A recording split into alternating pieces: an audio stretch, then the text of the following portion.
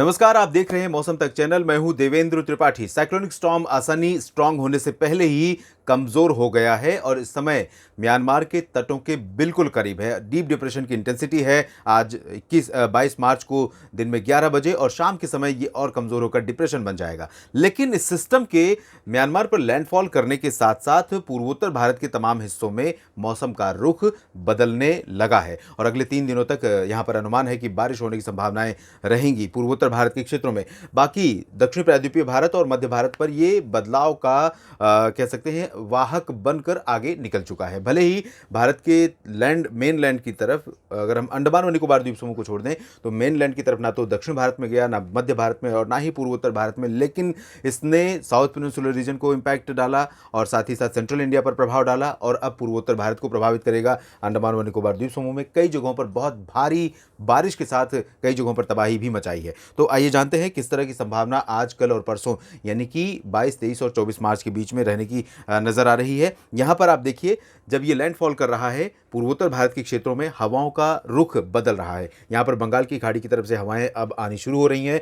अरुणाचल में पहले से बारिश हो रही है, जबकि नागालैंड, मणिपुर, मिजोरम और त्रिपुरा में आप देखेंगे कि आज रात से शाम के समय से ही काफी बादल आने लगेंगे और कई जगहों पर वर्षा शुरू हो जाएगी। विशेष रूप से नागालैंड, मणिपुर, मिजोरम और त्रिपुरा तथा असम और मेघालय में इन सभी क्षेत्रों में कई जगहों पर वर्षा की संभावनाएं बनेंगी और आज ही नहीं, आज के बाद कल भी 24 मार्च को, 23 मार्च को भी, उसके बाद 24 और 25 मार्च को भी यहाँ पर कई इलाकों में बारिश होने की संभावना है। पूर्वोत्तर Bharat one of the rainiest pocket है भारत का पूरे साल का और साउथ पेनिनसुलर रीजन भी है, क्योंकि साउथ पेनिनसुलर रीजन दोनों तरफ से समुद्र से घिरा है। कोई भी सिस्टम उठता है तो बारिश देता हुआ निकल जाता है। पूर्वोत्तर भारत में भी बहुत ज़बरदस्त बारिश होती है और इसी वजह से चेरापूंजी, जो कि पूर्वोत्तर भारत का क्षेत्र है, शहर है, यहाँ पर ये भारत का सर्वाधिक वर्षा वाला स्थान है। इसके अलावा भी कई पॉकेट्स हैं जहाँ पर लगातार बारिश होती रहती, 365 दिन भी बारिश होती रहती। तो यहाँ पर बारिश अभी बहुत कम रही है और अब बारिश होने की संभावनाएं हैं। इस बीच सेंट्रल और साउथ इंडिया की स्थिति देखते हैं। सेंट्रल इंडिया में अभी हवाओं की दिशा जो है निश्चित रूप से डायरेक्ट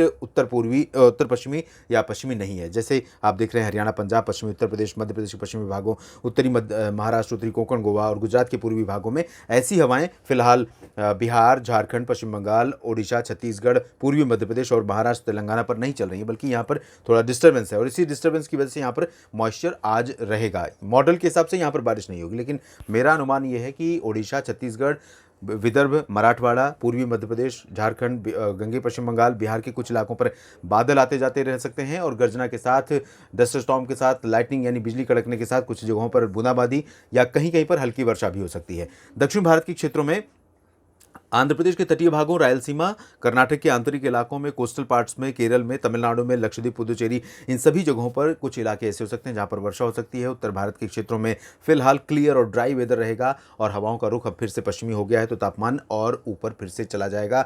दिल्ली में 38-39 डिग्री सेल्सियस तापमान जा सकता है। इसके अलावा अन्य शहरों में भी तापमान में बढ़ोतरी हो सकती है। पहाड़ों पर भी ड्राई वेदर रहेगा। कल एक WD उत्तर भारत में दस्तक देने वाला है, कल यानी 23 मार्च को, और जब ये WD पहुंचेगा तो गिलगित बाल्टिस्तान, मुजफ्फराबाद, लद्दाख में मौसम बदल जाएगा और साथ ही साथ नीचे पंजाब, हरियाणा और हिमाचल तथा उत्तराखंड के मौसम में भी परिवर्तन होगा। यहां अनुमान यह है कि एक साइक्लोनिक सर्कुलेशन इंड्यूस करेगा ये सिस्टम और जिसके कारण अमृतसर से लेकर जालंधर, पठानकोट, लुधियाना, पटियाला, बरनाला, मोगा, शहीद भगत सिंह नगर, साहिबजादा अजीत सिंह नगर तक कुछ इलाकों में बदलाव हो सकते हैं, बादल आ सकते हैं, लाइट रेन हो सकती है डस्ट स्टॉर्म के साथ। और लेकिन प्रोबेबिलिटी मॉडल के हिसाब से बिल्कुल नहीं है, लेकिन मेरा अनुमान है कि ऐसी संभावना यहां पर बन सकती है। हरियाणा के भी उत्तरी इलाकों में पंचकुला, अंबाला, यमुनानगर, करनाल, कुरुक्षेत्र, कैथल, जींद तक बदलाव की संभावना है। सोनीपत, पानीपत नीचे चलेंगे, रेवाड़ी, महेंद्रगढ़, झज्जर और फतेहाबाद, सिरसा, तो इन सभी क्षेत्रों में फिलहाल ज़्यादा प्रोबेबिलिटी नहीं है। टेम्परेचर यहाँ पर ज़्यादा रहेंगे, गर्मी बहुत असहनीय सी हो सकती है। दिल्ली में भी वही कंडीशन रहेगी, ड्राई वेदर, असहनीय गर्मी अगले 24 घंटों के बाद भी, यानी कल भी 23 मार्च को भी। उत्तर प्रदेश में सभी जगहों पर पश्चिमी हवाएं चलेंगी, काफ़ी स्पीड होगी, 15 से 20 किलोमीटर प्रति घंटा, 25 भी हो सकती है गस्टिंग स्पीड, और इसके चलते यहाँ पर लोगों के लिए काफ़ी मुश्किलें पैदा हो सकती हैं गर्मी के कारण। उत्तर प्रदेश के साथ साथ बिहार और झारखंड के भी कुछ इलाकों में पश्चिमी हवाओं का असर रहेगा। मध्य प्रदेश में पश्चिमी भागों में रहेगा असर, गुजरात में रहेगा, राजस्थान के दक्षिण पश्चिमी हिस्सों में शुष्क हवाओं का असर रहेगा। गर्मी असहनीय हो सकती है यहाँ पर। मध्य भारत के बाकी हिस्सों में, ओडिशा, छत्तीसगढ़ और साथ ही साथ झारखंड के दक्षिणी भागों में और आंध्र प्रदेश तथा तेलंगाना में कुछ जगहों पर गर्जना और धूल भरी आंधी के साथ लाइट प्री मानसून रेन या बूंदाबांदी हो सकती है। गर्मी यहाँ पर भी बहुत ज़्यादा रहेगी। मुंबई में तापमान फिर से ऊपर जाएंगे, जो गिरे थे 34 डिग्री गए थे, अब फिर से 37-38 डिग्री सेल्सियस तापमान यहाँ पर पहुँच सकते हैं आज ही और कल भी। इस तरह की स्थितियाँ बन सकती हैं। इधर केरल और कर्नाटक के कई इलाकों में कल बारिश काफ़ी बढ़ जाएगी। कल यानी 23 मार्च को भारत के कई इलाकों में काफ़ी व्यापक वर्षा होने की संभावना है। एक तो साउथ इंडिया, दूसरा नॉर्थ इंडिया और तीसरा है पूर्वोत्तर भारत।